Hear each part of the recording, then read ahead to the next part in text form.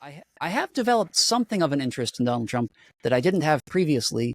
And to be clear, this has nothing to do with the man himself or any of his particular policies, but rather with the way he's making the state reveal itself. Because, for example, I'm under the impression that he's not going to be allowed to retake his office under any circumstances. But I'm curious to see how brazenly tyrannical he's going to make the government look in preventing him from doing that. Oh yeah, Trump is definitely useful. Trump is great in many ways. Just not he's not great in the sort of, oh, Trump is a 10-dimensional chess master, like a lot of the MAGA-peds will say that he is. But Trump definitely has his uses, and one of those uses is that Trump's personality and what he says he will do makes the cathedral shake in their boots. It makes them afraid of him, and that makes them do stupid things that reveal themselves to the normies. And so, to that degree, Donald Trump is actually great, not so much because of who he is and not so much because of his policies.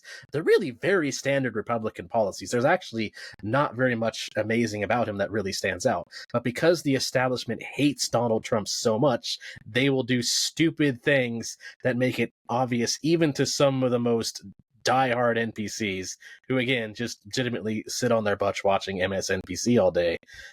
And even then, they some of them will start to question the narrative about what's actually going on and just how corrupt the state is. And Trump doesn't even really have to have that as his goal. I don't even think Trump is trying to reveal how corrupt the establishment is. Trump is just himself, and the way he does things causes them to accidentally slip off the mask. We already had a taste of this back when Colorado, for example, tried to remove him from its ballot in the name of democracy, of course. And look, save democracy yes, by not allowing people to vote. I'm somebody who's obviously, opposed to democracy, but I would say that attempting to strengthen it by censoring the candidates and limiting the potential options for the voters to choose from is completely backwards.